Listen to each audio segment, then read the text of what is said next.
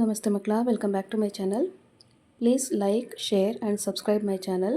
ಮಕ್ಕಳ, ಇವತ್ತು ನಾವು 6ನೇ ತರಗತಿ ವಿಜ್ಞಾನದಲ್ಲಿ FA1ಗೆ ಸಂಬಂಧಪಟ್ಟಂತಹ ಮಾದರಿ ಪ್ರಶ್ನೆ ಪತ್ರಿಕೆ ಉತ್ತರ ಸಹಿತವಾಗಿ ನೋಡ್ತಾ ಹೋಗೋಣ ಮಕ್ಕಳ. ಫಸ್ಟ್ ಹೆಡ್ಡಿಂಗ್ ನೋಡಿ, ಕೊಟ್ಟಿರುವ 4 ಉತ್ತರಗಳಲ್ಲಿ ಸರಿಯಾದ ಉತ್ತರ ಆರಿಸಿ ಬರೆಯಿರಿ. ಇಲ್ಲಿ ಒಟ್ಟು 5 ಪ್ರಶ್ನೆಗಳು, ತಲಾ 1 ಅಂಕದಂತೆ ಇರುತ್ತೆ. ಪ್ರಶ್ನೆ 1 ನೋಡಿ, ಇರುವೆಯ ಕಾಲುಗಳ ಸಂಖ್ಯೆ. ಇದರಲ್ಲಿ ಸರಿಯಾದ ಉತ್ತರ ಆಯ್ಕೆ ಸಿ 6. ಪ್ರಶ್ನೆ 2, ಇವುಗಳಲ್ಲಿ ಗುಂಪಿಗೆ ಸೇರದ್ದು. ಆಯ್ಕೆ ಡಿ ಪರ್ವತಗಳು. ಸರಿಯಾದ ಉತ್ತರ ಆಯ್ಕೆ ಡಿ. ನೆಕ್ಸ್ಟ್ ನೋಡಿ, ಕಾಂಡ ತೆಳುವಾಗಿದ್ದು ಎಳಸಾಗಿ ಹಸಿರಿನಿಂದ ಕೂಡಿರುವಂತಹ ಸಸ್ಯದ ವಿಧ.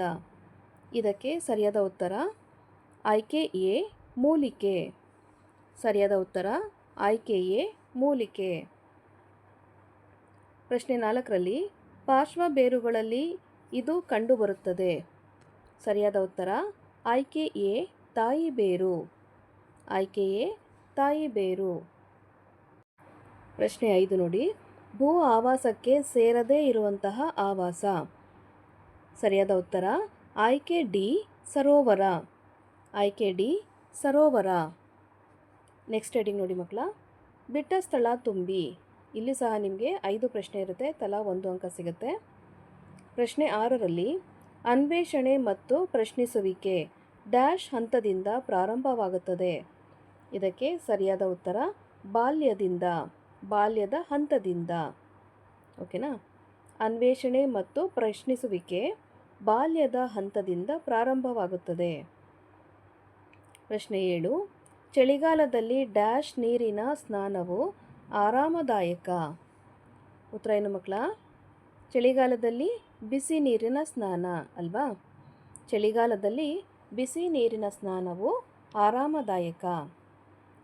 ಪ್ರಶ್ನೆ 8, ನಾವು ಪ್ರಯೋಗಗಳನ್ನು ಮಾಡುವಂತಹ ಸ್ಥಳ ಯಾವುದು? ವಿಜ್ಞಾನದ ಪ್ರಯೋಗಾಲಯ. ನಾವು ಪ್ರಯೋಗಗಳನ್ನು ಮಾಡುವ ಸ್ಥಳ ವಿಜ್ಞಾನದ ಪ್ರಯೋಗಾಲಯ. ಪ್ರಶ್ನೆ 9, ವಿಜ್ಞಾನದಲ್ಲಿ ಕಲ್ಪನೆಗಳನ್ನು ಡ್ಯಾಶ್ ಮಾಡಿ ಪರೀಕ್ಷಿಸಲಾಗುತ್ತದೆ. ಉತ್ತರ ಪ್ರಯೋಗ. ವಿಜ್ಞಾನದಲ್ಲಿ ಕಲ್ಪನೆಗಳನ್ನು ಪ್ರಯೋಗ ಮಾಡಿ ಪರೀಕ್ಷಿಸಲಾಗುತ್ತದೆ. ಪ್ರಶ್ನೆ 10, ವೈಜ್ಞಾನಿಕ ವಿಧಾನವನ್ನು ಅನುಸರಿಸುವ ವ್ಯಕ್ತಿ ಡ್ಯಾಶ್ ಯಂತೆ ಕೆಲಸ ಮಾಡುತ್ತಾರೆ. ಉತ್ತರ ವಿಜ್ಞಾನಿಯಂತೆ. ವೈಜ್ಞಾನಿಕ ವಿಧಾನವನ್ನು ಅನುಸರಿಸುವ ವ್ಯಕ್ತಿ ವಿಜ್ಞಾನಿಯಂತೆ ಕೆಲಸ ಮಾಡುತ್ತಾರೆ. ನೆಕ್ಸ್ಟ್ ಹೆಡ್ಡಿಂಗ್ ನೋಡಿ ಮಕ್ಕಳ, ಕೆಳಗಿನ ಪ್ರಶ್ನೆಗಳಿಗೆ ಉತ್ತರಿಸಿ. ಇಲ್ಲಿ ಒಟ್ಟು 3 ಪ್ರಶ್ನೆ ಇರುತ್ತೆ, ತಲಾ 1 ಅಂಕ ಸಿಗುತ್ತೆ. ಪ್ರಶ್ನೆ 11, ವಿಜ್ಞಾನ ಮುಖ್ಯವಾಗಿ ಯಾವುದರ ಕುರಿತಾಗಿದೆ?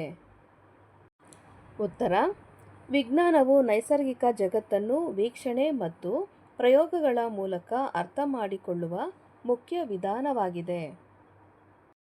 ಪ್ರಶ್ನೆ 12, ಸತ್ಯ ಮತ್ತು ಪ್ರಾಣಿಗಳನ್ನು ಏಕೆ ಗುಂಪುಗೊಳಿಸಬೇಕು? ಕಾರಣ ಕೊಡಿ. ಉತ್ತರ ಜೀವಿಗಳನ್ನು ಗುಂಪುಗೂಡಿಸುವುದರಿಂದ ಅವುಗಳ ವೈವಿಧ್ಯತೆಗಳು ಮತ್ತು ಸಾಮ್ಯತೆಗಳ ಅಧ್ಯಯನವನ್ನು ಸುಲಭವಾಗಿ ಮಾಡಬಹುದು. ಪ್ರಶ್ನೆ 13, ಮರದ ಲಕ್ಷಣಗಳನ್ನು ಪಟ್ಟಿ ಮಾಡಿ. ಉತ್ತರ ಮರಗಳು ಕಠಿಣವಾದ ದಪ್ಪವಾದ ಕಂದು ಬಣ್ಣದ ಕಾಂಡವನ್ನು ಹೊಂದಿರುತ್ತದೆ. ರೆಂಬೆಗಳು ವಿಶಿಷ್ಟವಾದ ಖಂಡದ ಮೇಲಿನ ಭಾಗದಲ್ಲಿ ನೆಲದಿಂದ ಎತ್ತರದಲ್ಲಿ ಪ್ರಾರಂಭವಾಗುತ್ತವೆ. ನೆಕ್ಸ್ಟ್ ಹೆಡಿಂಗ್ ನೋಡಿ ಮಕ್ಕಳ, ಕೆಳಗಿನ ಪ್ರಶ್ನೆಗಳಿಗೆ 2 ಅಥವಾ 3 ವಾಕ್ಯಗಳಲ್ಲಿ ಉತ್ತರಿಸಿ. ಇಲ್ಲಿ 2 ಪ್ರಶ್ನೆ ಇರುತ್ತೆ, ತಲಾ 2 ಅಂಕ ಸಿಗುತ್ತೆ ನಿಮಗೆ. ಪ್ರಶ್ನೆ 14ರಲ್ಲಿ ಭೂಮಿಯನ್ನು ವಿಶೇಷ ಗ್ರಹ ಎಂದು ಏಕೆ ಪರಿಗಣಿಸಲಾಗುತ್ತದೆ? ಉತ್ತರ ಭೂಮಿಯು ವಿಶೇಷವಾದ ಗ್ರಹವಾಗಿದೆ, ಏಕೆಂದರೆ ಇದುವರೆಗೂ ಜೀವಿಗಳು ಕಂಡುಬಂದ ಏಕೈಕ ಗ್ರಹವೇ ಇದಾಗಿದೆ. ಇಲ್ಲಿ ಉಸಿರಾಟಕ್ಕೆ ಗಾಳಿ, ಕುಡಿಯಲು ನೀರು ಮತ್ತು ಜೀವಿಗಳಿಗೆ ಬೇಕಾದ ತಾಪಮಾನವಿದೆ.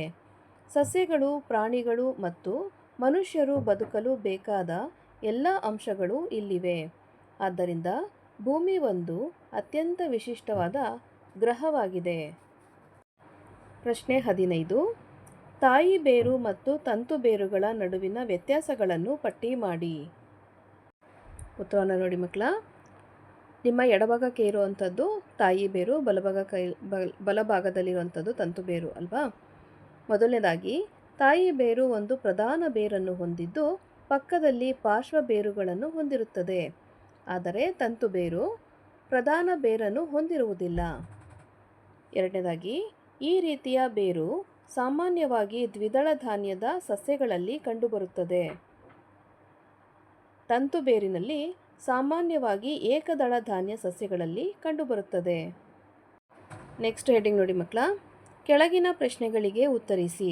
ಇಲ್ಲಿ ಒಂದೇ ಪ್ರಶ್ನೆ ಇರುತ್ತೆ, 3 ಅಂಕ ಸಿಗುತ್ತೆ. ಪ್ರಶ್ನೆ 16ರಲ್ಲಿ ತಾಯಿ ಬೇರು ಮತ್ತು ತಂತು ಬೇರು ವ್ಯವಸ್ಥೆಗಳ ಚಿತ್ರಗಳನ್ನು ಬಿಡಿಸಿ. ನೋಡಿ ಮಕ್ಕಳ, ಇಲ್ಲಿ ತಾಯಿ ಬೇರು ಅಂತಂದರೆ ಟ್ಯಾಪ್ ರೂಟ್ ಅಂತ ಹೇಳ್ತೀವಿ, ತಂತು ಬೇರು ಅಂತ ಹೇಳಿದ್ರೆ ಫೈಬ್ರಸ್ ರೂಟ್ ಅಂತ ಹೇಳ್ತೀವಿ. ಇದು ಇದರ ಚಿತ್ರವಾಗಿದೆ. ಸಿಂಪಲ್ಲಾಗಿ ನೀವು ಬಿಡಿಸೋದನ್ನು ಕಲಿತು ಅಭ್ಯಾಸ ಮಾಡಿ ಎಕ್ಸಾಮ್ನಲ್ಲಿ ಬಿಡಿಸ್ಬೋದು ಮಕ್ಕಳ. ತುಂಬ ಈಸಿ ಅನಿಸುತ್ತೆ ಬರಿತಾ. ಓಕೆನಾ ಮಕ್ಕಳ. ಇಲ್ಲಿಗೆ 6ನೇ ತರಗತಿಯ ವಿಜ್ಞಾನದಲ್ಲಿ FA1ಗೆ ಸಂಬಂಧಪಟ್ಟಂತಹ ಮಾದರಿ ಪ್ರಶ್ನೆ ಪತ್ರಿಕೆ ಉತ್ತರ ಸಹಿತವಾಗಿ ಮುಕ್ತಾಯಗೊಂಡಿದೆ ಮಕ್ಕಳ.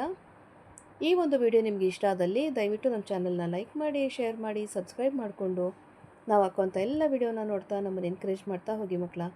Thank you for watching. Bye.